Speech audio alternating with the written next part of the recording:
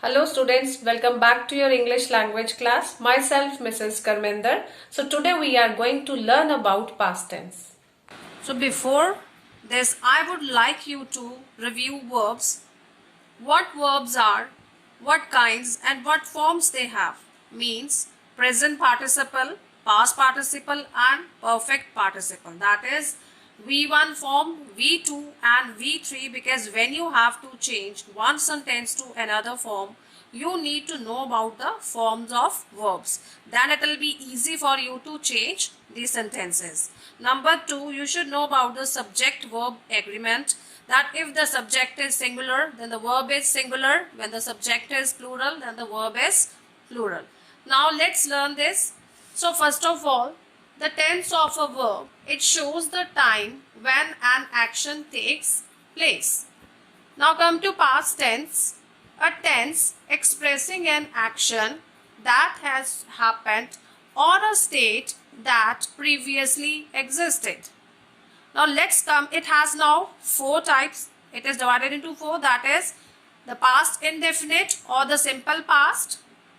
Then the second one is the past continuous, then the past perfect, and fourth is the past perfect continuous. Now we'll start with the first one.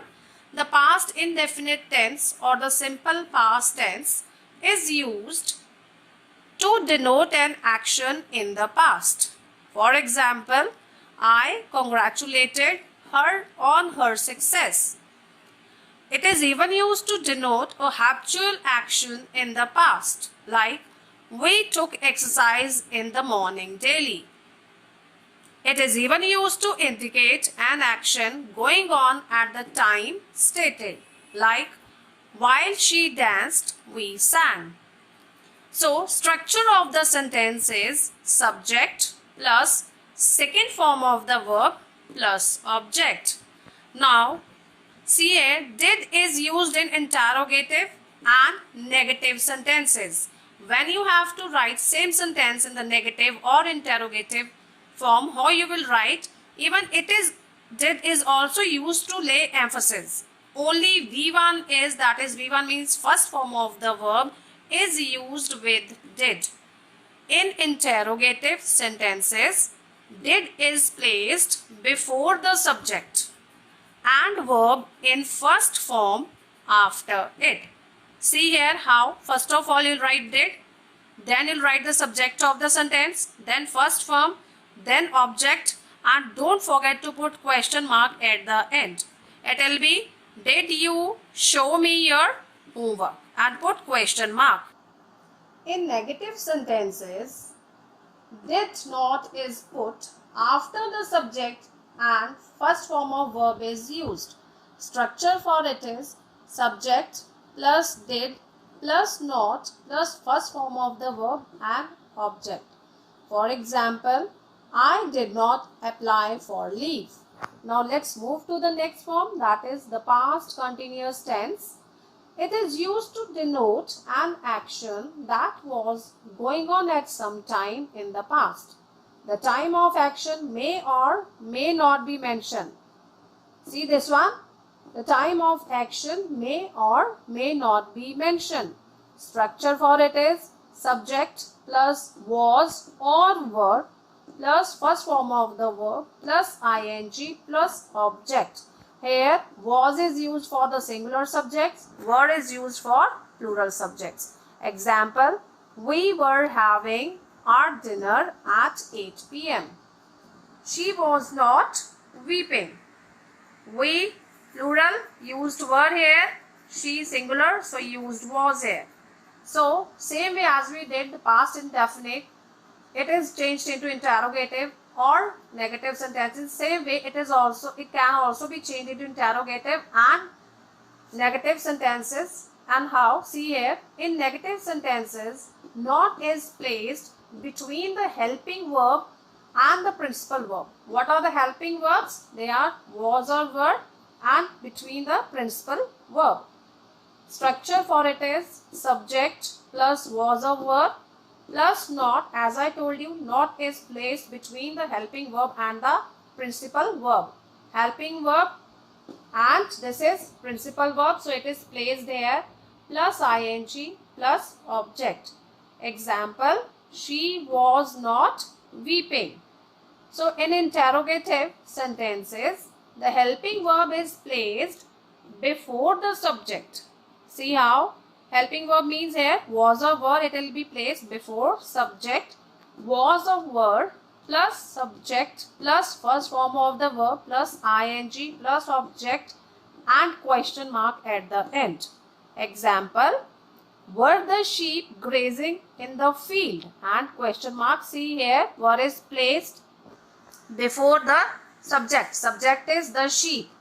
Okay, then after that is grazing, which has formed from word, that is verb graze plus ing, grazing, and in the field.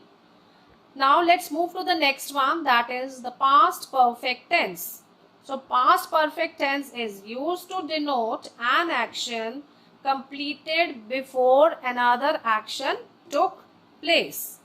So children, past perfect, we can even say that it is even used to denote an unfulfilled action or a wish in the past.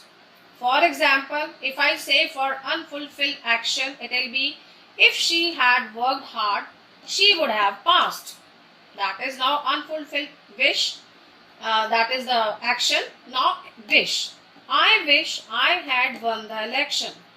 Okay. Now structure for it is subject plus had plus third form of the verb plus object. Third form of the verb means that is the perfect participle. So next come here in interrogative sentences.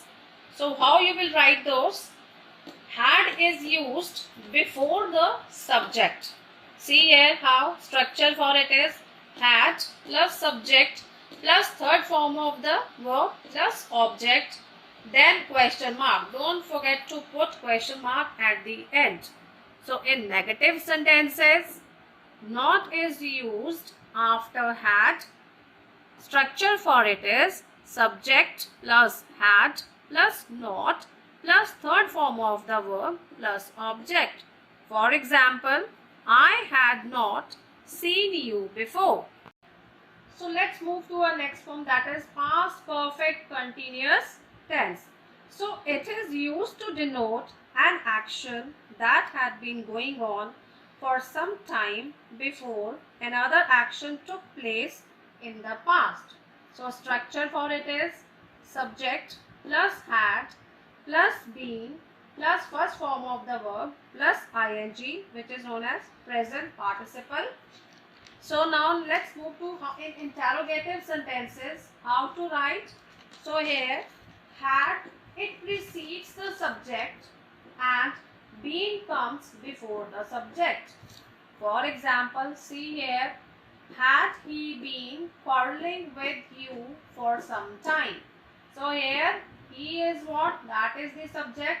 Had is placed, that is before he, and been has been written after the subject. After that we have quarreling, which has been made from word quarrel plus ing. That is now what we have, present participle. Then next it is object. Now here in negative sentences, not is placed after had and before been has. How? See example here. They had not been working on this project for many years. So children, this is the explanation of past tense. Again I would like to say, kindly before you see this, kindly go through verbs, its forms, then only you will be able to do it. Thank you.